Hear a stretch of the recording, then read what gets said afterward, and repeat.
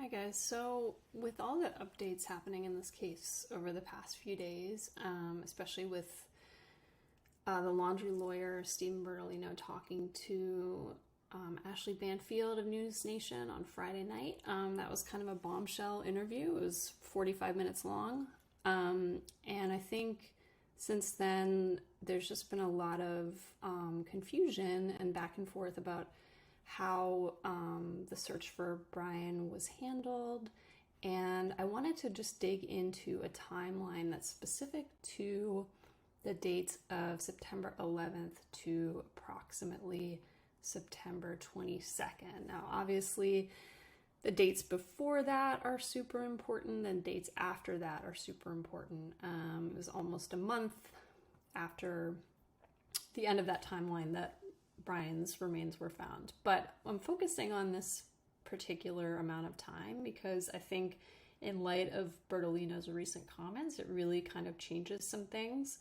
So I did some digging into a lot of different sources, interviews, tweets from Brian Entin and others on the case, and just tried to clarify some things. And it left me with a few more questions, I think, but let's just kind of go through it. So this is not a very visually interesting video, but I just wanted to get everything kind of written down as accurately as possible. So the first thing I'm going to talk through is just rainfall. So in the month of September, as many of us know from watching this case, the rainfall was way above average in the Northport area. So some notes I made specifically on some key dates here are starting with the 12th, half an inch of rain recorded in Punta Gorda, which is the closest weather station to Northport that I could find with historical records. So half an inch of rain is pretty significant. Then we have another quarter inch of rain on the 13th, which is the day that Brian is now alleged to have gone to Myakkahatchee Environmental Park in the evening. Little bit of rain on the 14th in the evening when his parents allegedly went to the park to look for him and then left the car, the Mustang, overnight so that he could use it if he needed to. 1 inch of rain on September 15th, so that is huge. And I think that's important to discuss because I think that's really what would have inhibited the Laundries from looking for their son. Now, that wasn't flooding levels of rain on the 15th, but it was significant. And then by the 22nd, we have 1¼ inches of rain. So I just have this little link that I'm going to open to explain and just visualize what this rain means. So we're talking about, let me just go back and double check. So the 15th, we've got 1 inch of rain. So to try to visualize this, let's imagine that Brian is say, hanging out in a football field size area, probably less than that, but let's just use this for comparison, when he's in Myakkahatchee Environmental Park. So when an inch of rain falls, that really equates to, according to this weather site, 35,897 gallons in an area of space the size of a football field. So it's huge, and I think it's just important to understand. I mean, we've all seen, I'm sure, the aerial footage of the search during those weeks when the water levels were getting higher and higher. But I still think it's good to kind of look at this and say, okay, so we know that going back to, we're starting to get a little bit of buildup here on the 12th and the 13th. By the 15th, you can imagine that the rain was possibly calf deep or more in some of those areas. Of course, the reserve and Myakkahatchee are relatively flat. I looked at terrain maps of the area and there's just nothing significant as far as elevation changes. Obviously, it's Florida. And the other interesting thing to note is that the location where Brian was found was basically, 200 yards or something from the actual canal. So if you can imagine that the canal would be flooding kind of the most during the significant rainfall on the 12th, the 13th, the 15th, and then the 22nd, if he was anywhere near that canal originally, we know that his remains were found 200 yards from the canal. But, because of that canal being there and that flooding so much higher and spreading that water out over the surrounding area, we can assume that, his remains were moved in that water, could have floated in that water over the past month or so. So it's just kind of important to keep all of this in mind. I'm not defending the parents' actions or law enforcement's actions or anything like that. I'm just trying to paint a picture of what that rain situation was like in September. And just to be clear, I think a lot of us know already from following this case, there wasn't really any rain to speak of in October, just negligible amounts. So I really because I'm focusing this timeline on the dates up to and including the 22nd of September, I kind of focus on the rain for September, and the rain for September was just significantly more. So anyway, that's a lot of words about rain, but you'll see my notes in here as we go through on rainfall. So I just wanted to kind of explain why I did that work there. So just to kind of go back to the 11th, I think this sort of 11-day period from the 11th to the 22nd is very interesting to me now because of what Bertolino has been saying to the media, particularly Banfield, but also Chris Cuomo on CNN over the past couple of days as he's decided to speak following the remains that were found that are now identified as Brian's. So on the 11th, we have the missing persons report officially filed for Gabby by Nicole Schmidt, her mother, in New York State. An interesting find from Gavin Fish True Crime on YouTube that I saw yesterday is that the bank details for Gabby's Capital One accounts were included in that missing persons report. So as Gavin kind of surmised, I think this is interesting because it shows that from day one, September 11th, those details were known to the FBI. And so they would have been on that immediately. I think that would be one of the first things that they would start looking into. Were those accounts used following the last communication with her? So I think that's just an important detail to keep in mind as we go through this. So September 12th. Now we know from Banfield's interview with Bertolino on Friday night, 3 days ago, that according to Bertolino, he received his first phone call from the FBI about the case at 1:30 a.m. in the morning on Sunday, the 12th. So the day before this, in Banfield's interview, he kind of speaks about, the family and the communication, the missing persons report, the fact that he had conversations with the family. And I think the most sort of important detail from this new information from Bertolino is just that he had this conversation with the FBI at 1:30 a.m. At this point, Sunday, 9/12, we also have some satellite imagery, which was collected on the Discord server for Gabbypetito, which I am very active on. This was done out of the goodness of the hearts of the people on the Discord server. So we have an image taken at 10:17 a.m. on 9/12 that shows the Mustang in the driveway. Now that's kind of obvious because we know that, Brian allegedly went in the Mustang to MEP, as I will refer to it as, Myakkahatchee Environmental Park, goes to MEP the evening of 9/12. We still do not know when, and we still don't actually have confirmation that he drove by himself but that is what the parents and Bertolino have claimed this entire time. So moving on to Monday the 13th. Now, of course, not every fact is in this timeline. I'm sticking to kind of the specifics to try to paint a picture of just the communication between Ellie and SB and the family, where Brian was, where the Mustang was, those kinds of details over this 11-day period.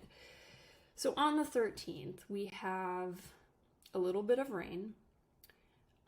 We know from Banfield's interview with Bertolino that he was visited in person by FBI agents for the first time at his office in Long Island, New York. We don't know the time, but we do know that he said to Banfield that he was visited by the FBI for the first time in person in Long Island on Monday. This is also the day that Brian goes to Myakkahatchee, allegedly in the Mustang, allegedly drives himself with a backpack and assuming also the dry bag and the notebook and whatever else was found. We also know from Banfield that sometime in the evening or night of the 13th, Monday the 13th, Bertolino says that he tells the FBI in a, quote, normal conversation that Brian had not returned from the hike that he had gone on that evening. I think this is really interesting because one thing I've been mulling over the course of this weekend is, was Bertolino actually volunteering this information, or was the FBI initiating these conversations? I think it was probably the latter. I think it's very possible that the FBI set up those 2 surveillance cameras on the 11th, once the missing persons report for Gabby was initiated. We know that there were 2 cameras. One was located in a dumpster somewhere on the block that allowed a view of the street and any cars passing by. This was information that Brian Ensign made available a couple of days ago on his Twitter. We know that the other camera was located on kind of the top of a, I don't know what the word is, like arbor kind of thing in the back of someone's yard in the house just behind the Laundries. So the reason why I emphasize this is I think that instead of Bertolino calling up the FBI on Monday and saying like, hey, by the way, Brian went for a hike and he hasn't come back, I think it's likely that the FBI was surveying that area already with those 2 cameras. They observed the Mustang leaving, or they observed Brian leaving on foot. We really can't say for sure, based on the sources we have on that information so far, that they actually brought that information to Bertolino, and Bertolino felt obligated to confirm it so as to not be lying to the FBI. But it's also likely that he just told them because he didn't want to withhold information. So moving on to the 14th. We have negligible amounts of rain on the 14th, just to be clear on that part. So on the 14th, we don't have an exact time for this, as it doesn't appear that media was present during this time, but we know that Gabby's van was seized from the Laundrie home on the 14th. We also know that at 2:42 p.m., an abandoned vehicle report was filed for the Mustang, and a notice, I should say, was left in the car, an MEP. That's coming from Brian Ensign. So the car is there. Later that night, it's raining. Around 6 p.m., Brian Ensign records Chris and Roberto leaving the house in the Ram truck. At this point, there's no Mustang in the driveway. Later on, Bertolino says that they had gone to MEP to look for Brian. When they were there that evening in the rain, just to emphasize the weather, They saw the tow notice for the Mustang and left the car there that evening in case Brian wanted to return in it. And the source for that information from Bertolino is from a Fox News report on the 19th. So I thought those were interesting details too. I know this is not exactly new information, but it's something that I find is kind of not mentioned as much in the past couple weeks. The fact that they went there allegedly to look for him, they saw the tow notice, they left the car and didn't retrieve it until the next day, which was Wednesday. Of course, we know the timeline shifted back a day, but this is the timeline as we know it now, so we're just going with that. Is it possible or even probable that they left the car there because it was raining?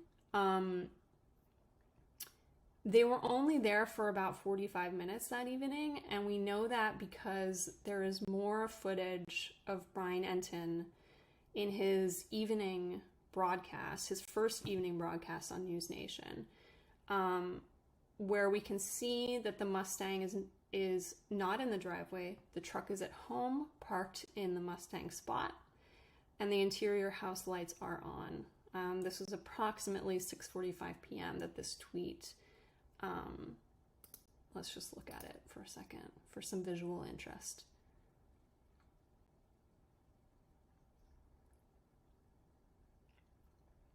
So just to note that this time is Atlantic time. I'm an hour ahead of the East Coast. So we can say that obviously this is the time that Brian was tweeting. The report would have been from the 6 o'clock hour, I believe. So basically we know from this that they were home and that the Mustang was not there. And then just slightly earlier, just to kind of clarify this part, before this evening newscast, we have footage from Brian Entin.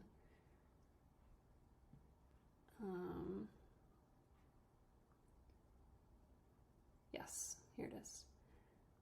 Showing them leaving.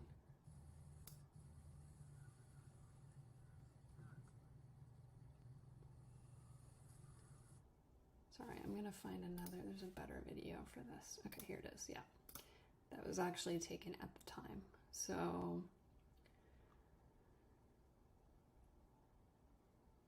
brush your teeth in less than oh my God. Can you tell this is my first ever video? Okay, thank you for your patience. So at the very beginning of this, yes, right here, we can see them leaving in the rain.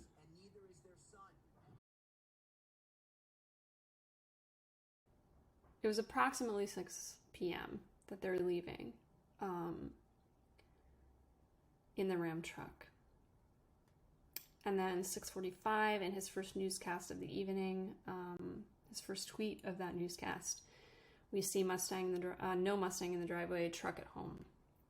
In his later newscast around 8 p.m., we also see the truck at home, and the interior lights of the house are dimmed slightly from the earlier report.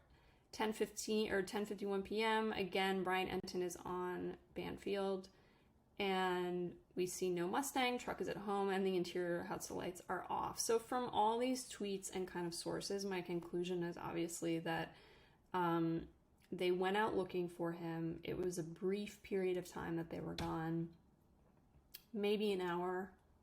These times aren't perfectly accurate, but maybe an hour. I'm basing a lot of this on live Twitter feeds and recorded videos on Twitter.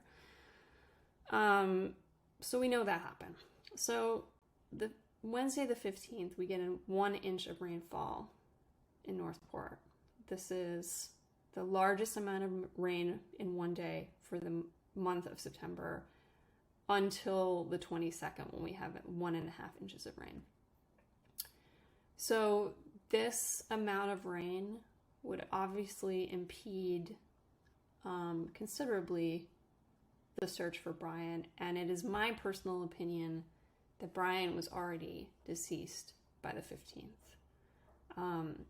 I just don't know how he could escape those water levels after the 15th. I know it didn't technically become flooded until the 22nd, but I think that it was considerable on the 15th. Enough to cause him to need to move around. I don't know. It just seems like improbable that someone could survive in there after 1 inch of rainfall. It's just a lot of rain.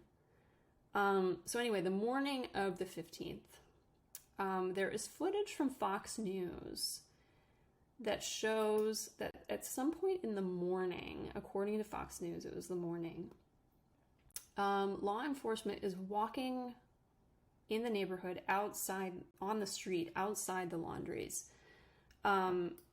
doing something that does not involve going into the house. I can't get an exact time on when this happened, but if you go to, of course, this is like some of the earliest mainstream media reporting on this story.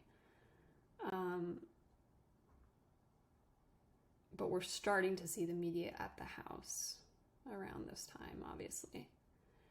So here we go. Brian was at home, but police say refused to talk. Let's listen to this. In the neighborhood today, but didn't go into the laundry's house. So that is just interesting to me. So they said they were back at the laundry house today, or the neighborhood today, but did not go in the house. So I tried my best to try to figure out what time this was. There is no Mustang in the driveway. It was overcast. And then we have this video taken around 10 or 11 a.m. that shows the Mustang returned and the parents walking into the house. By this time, it is sunny. So my inference from this, and I know this might not be correct, is that this incident happened before the Mustang was returned by the parents, collected by the parents from the park. But I'm just not definite on that. I did my best to kind of dig into that and try to figure it out. But I believe this was maybe an hour or two after this. So we can safely say at, around 10 to 11 a.m. the Mustang was there, and that's kind of the most important detail on this day. It's possible they took it out again later that day for an errand, so possibly this piece of info from Fox News is not as relevant. So we know it was around 10 to 11 a.m. The reason I know that is because I looked at the shadows on the balm tree like a weirdo and figured out using the tree as like a sundial. North is like this. It's not exactly straight in front of the house. It's just a little to the left if you're standing in front of the house, facing the street. And based on the information from this tweet too, it looks like it's basically, let's see, it's like 11 a.m. that she posted this, I think. 10 Tampa reporter, Adore. Yeah, so 1:33 p.m. Again, that's Atlantic time.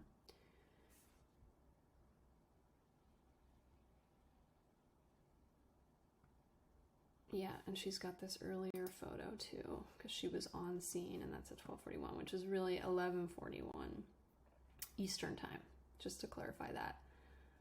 So sometime mid-morning is when the Mustang comes back. Now, my question about this is, was he already dead, Brian? Did they talk to him at the reserve when they went to pick up the car? Did they look for him? again, the big amount of rain for that day hasn't fallen yet. It was later in the day. But there was, quite a bit of rain on the 13th, the night that he first went out there.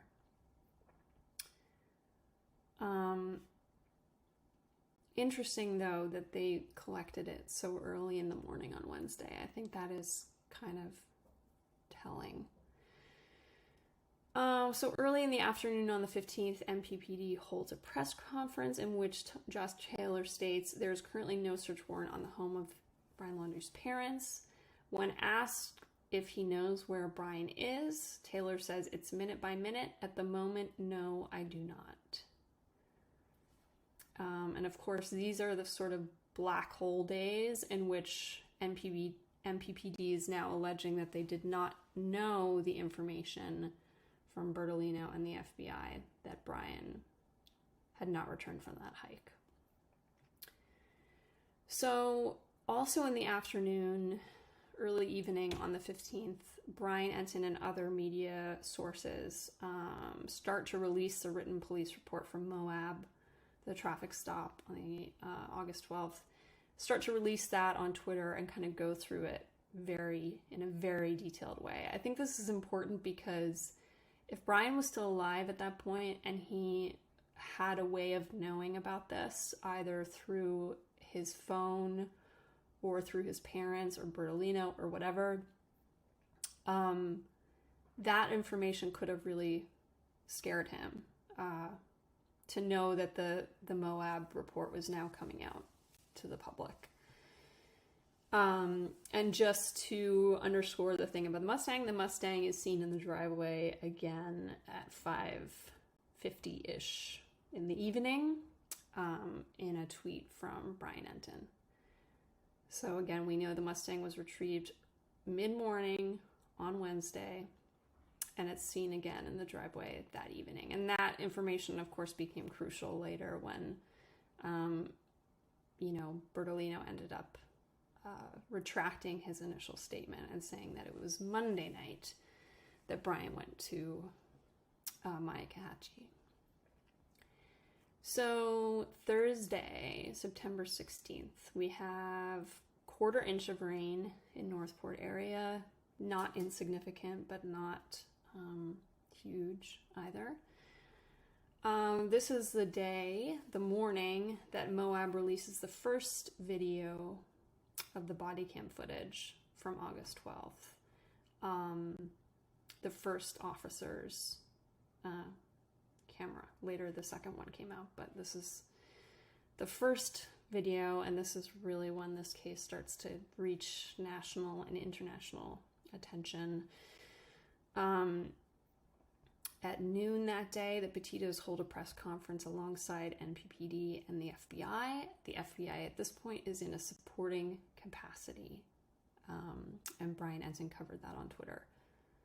Also that day, the Petitos release a letter addressed to the Laundries requesting their assistance in helping to find Gabby. And I just wanted to note that the previous day, I kind of glossed over this, Bertolino released a statement to the Associated Press on Brian's Fifth Amendment right, basically defending his decision not to speak in the fact that Gabby was missing because of his Fifth Amendment right, and the fact that, the intimate partner is always the first that is questioned in cases like this. And he did not comment at all on the 15th on where Brian was. But of course, by this point, he had already told the FBI that Brian had gone for a hike on Monday and not returned. So exhausting. So on the 17th, things start to get really intense. So we have almost no rainfall, just to get that out of the way. The FBI informs Northport police, according to Josh Taylor, in a meeting that morning, that Brian has been missing since Monday evening. Taylor's response to this was, "It takes your breath away." And he said that in an interview with 10 Tampa that aired a couple of days ago. This is also the day that Brian is named a person of interest in Gabby's disappearance. This is also the day that Daniel Alex with the NPPD officially files a search warrant requesting a hard drive found in Gabby's van. So really things start to kind of come together on this day, and it's interesting because I really didn't quite see how this was all coming together until I looked back at all this and, you know, watched really recent interviews with Josh Taylor and Bertolino. You know, these two men have both been very reticent, I guess, over the past 5 weeks, and all of a sudden in the past few days and over the weekend, we've seen more media coverage of them being at least more transparent than they had been. And it's becoming easier to sort of put these puzzle pieces together. Of course, we still don't have anything from the FBI. They're, you know, notoriously silent in these things. So what we're going on now is basically what Taylor has said and what Bertolino has said. But that still gives us way more than we had a few days ago. So that search warrant is filed on that day. At 6:15 p.m., the FBI visits the Laundrie home with Northport police, retrieves items from the Mustang, files a missing persons report for Brian at the request of the parents, looks in the trunk, removes other property from the home in envelopes, in the hopes of, you know, locating Brian. And so there's a little bit of footage on that I'm sure everyone has seen from Brian Enton. And then the detail about the 6:15 is coming from Bertolino's interview with Banfield. So on the 18th, quarter inch of rain. The only thing notable to me in the sort of current timeline, or this period of time that I'm looking at for the 18th, is the suspicious incident report, which happened at 11:22 p.m. at the intersection of Balboa Terrace and Delmar Drive in Northport. So this has been spoken about quite a bit, but I'm just going to go to maps right now and kind of put this in just in case anyone has missed. So Balboa Terrace and Delmar Drive is the location that was named on the suspicious incident report from the 18th. So if we look at satellite, this is Big Slough right here. Is that how you say it? Slough? Let's go with Slough. So somewhere, I mean, the closest cross street that was named was Delmar, Balboa. So we can assume it was just somewhere in here. So right across the street, we have Big Slough, which is a body of water that also has a trail running alongside it. I'm actually going to go to a different map source so we can look at what that looks like.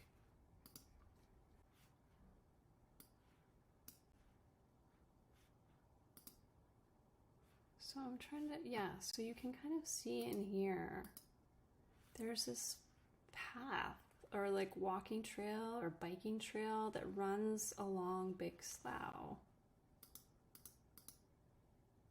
And so what I'm just curious to know is, was this incident, suspicious incident, you know, a sighting or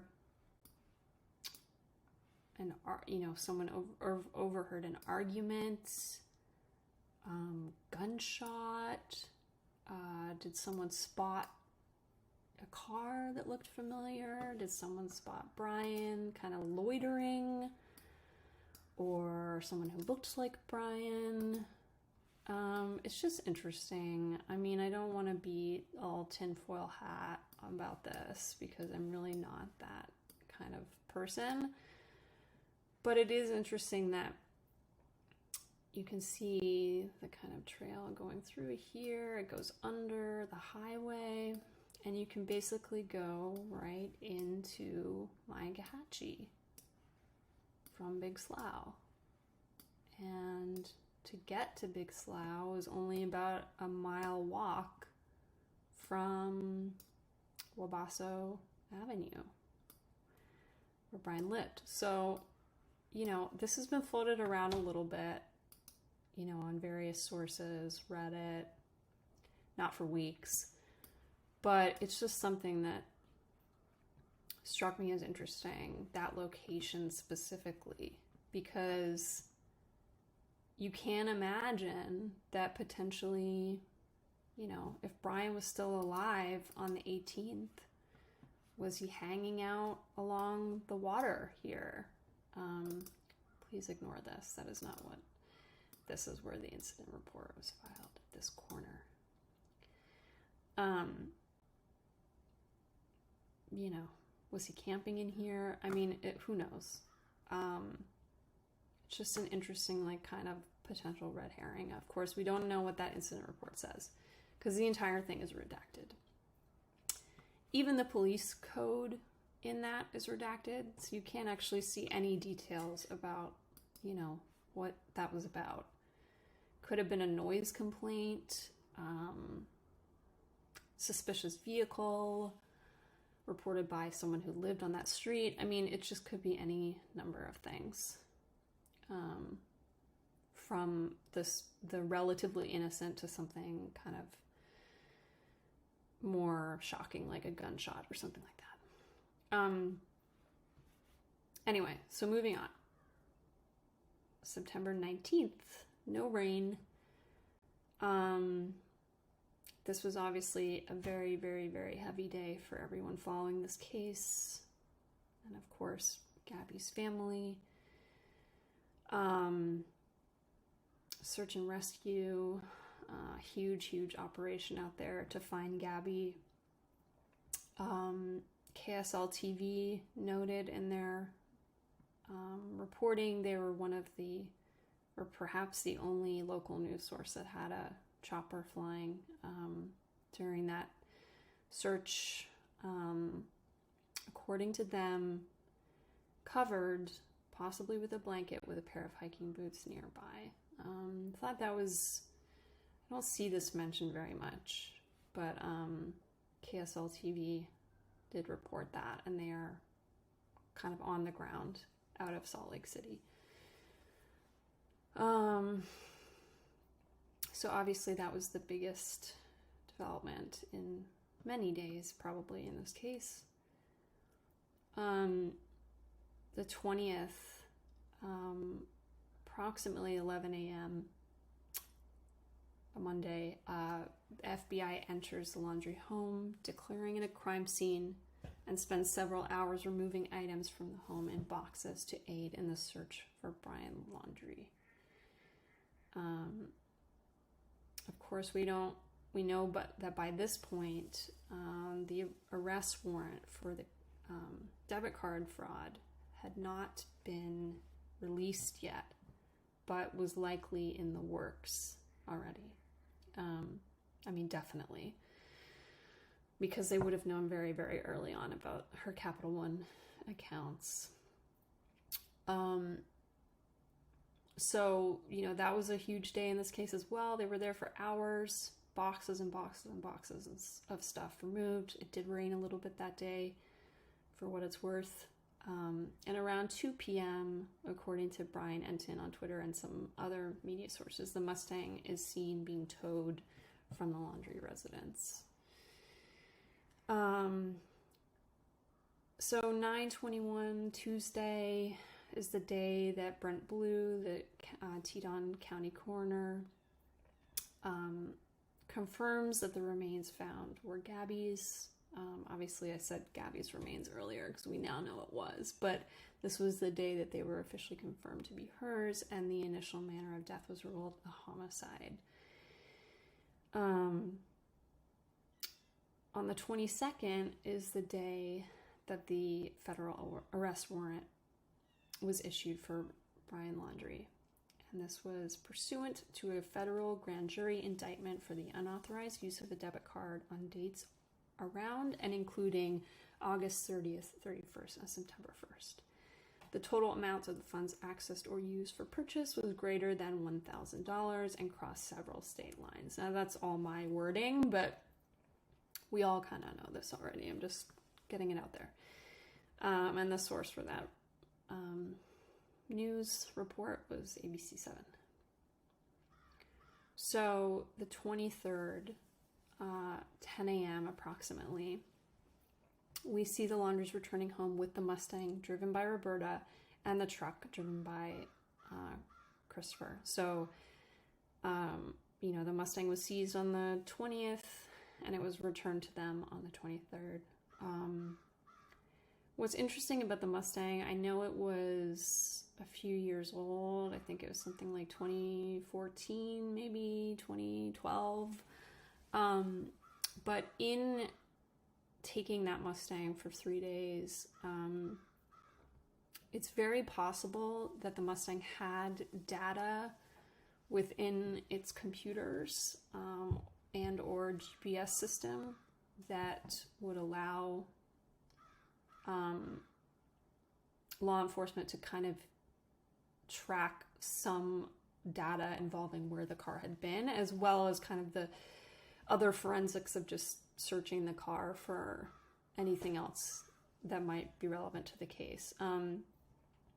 Obviously, like, newer cars have a lot of sort of black box type recordings on them. And that information is typically used after accidents. But it can also be used to help you lower your insurance rates and stuff like that. So the computers kind of got more sophisticated after a law that was passed in 2013. I'm not going to go bore you with the details of that. But basically, this Mustang is old enough that it wouldn't have the amount of kind of black box data on trips taken, when brakes were applied, stuff like that. I mean, newer cars have all of that information, and allegedly they have it for things not just including, events immediately before an accident, but for all events in the vehicle. So anyway, it's just possible that the data collected from the Mustang might have been able to show where it went, in the days leading up to Brian's disappearance, in addition to other evidence. And that's assuming, obviously, that they weren't getting information from the surveillance cameras on where the Mustang was going. So this is the day, the 23rd, that the Laundries drive to Orlando to meet with a lawyer, allegedly Bertolino, because he claims to the media later that day that he met with them in person. Now, on his Banfield interview, he sort of glossed over that part and was claiming that he had only been, speaking with the Laundries remotely via FaceTime, text message, and phone calls. But I think he was actually probably just overlooking this later time period. I don't think he was denying the fact that he ever came to Orlando. So, they're trailed by the FBI. They visit the library and another location, possibly office suites located on the same block. There is like a Regis Suites on that block, which is like a kind of like a less glamorous WeWork. It's just, a place where you can rent office space by the month and that kind of thing. So it's possible they met Bertolino or another lawyer, perhaps, or, two lawyers together or something like that, in those office suites. after they went to the library inexplicably. So I think just, going through this very, very dull, dark document, I just wanted to kind of re-emphasize certain things and just kind of try to put these pieces together now that we've had more of these interviews from, Josh Taylor, from Steven Bertolino, just over the past 3 or 4 days. And like I said, there's still some kind of open questions. To me, the biggest thing is this suspicious incident on the 18th. Was that just someone who thought they saw Brian? Was an argument overheard? Did someone see him camping over there by Big Slough? I don't know. It's just the location of that really just keeps me guessing, because it's so easy to walk there from the laundry house and then to take that canal and the pass alongside it all the way to Myakkahatchee. So obviously this will hopefully come out eventually, but it's just a really interesting detail. And then the other thing is just, when did those surveillance cameras go up? Because if they went up on the 11th, then we have this possibility that FBI was actually confronting Bertolino with the information about where Brian was seen going, instead of the other way around, instead of Bertolino calling them up and saying, oh, by the way, he left. It's possible, very likely, I would say, actually, that these cameras were put up on the afternoon of the 11th, or the evening of the 11th, without having to go, into the laundry property or anything like that. And then there's also the part, why wasn't Northport Police told until Friday morning? Where is that? Sorry. Yeah, Friday morning, according to Josh Taylor. Was the FBI just kind of pulling rank on them? Did they, just not want to compromise the investigation? Maybe they thought they had Bertolino where they wanted him, and that he was sort of cooperating with them on the DL, I guess. And, not... If they had sort of brought NPPD into the picture, would that have created even more of a maelstrom than there already was with the media attention and the attention on the house? Maybe the FBI really thought that this was, a better tactic to kind of get Bertolino on side in this kind of more covert but completely, normal way of just kind of opening up the line of communication with him and skipping NPPD altogether. I think the FBI has very good reasons for what they've done here, even though it's still kind of hard to see at this particular moment. I think it's becoming more and more clear as the days go on. So anyway, I hope this terrible Word document was helpful. And this is my first video, so be gentle, but I really hope this information is helpful to anyone who might just be kind of more confused than ever over, based on what's happened and what's come out in the past few days. And I'm going to put some links in the description below for some really good quotation marks, interviews that have come out in the past few days, especially with Josh Taylor. There was about a 20-minute long interview with 10 Tampa Bay that he did the other day that was published, I think, on Saturday. And it's really the most that Josh Taylor has said to anyone about any of this case, or anything on this case to date. So it's definitely worth watching. And then obviously the Banfield interview with Bertolino, if you haven't already, but I'm sure you have. So yeah, anything you guys think of, any ideas about the suspicious incident, this weird timeline with the FBI and Northport Police not speaking to each other, anything that you think is interesting that I didn't cover here or that you just have thoughts on, please comment below. Like the video, subscribe, donate if you'd like. This really helped my brain, and I hope it helped yours too. Thanks for watching.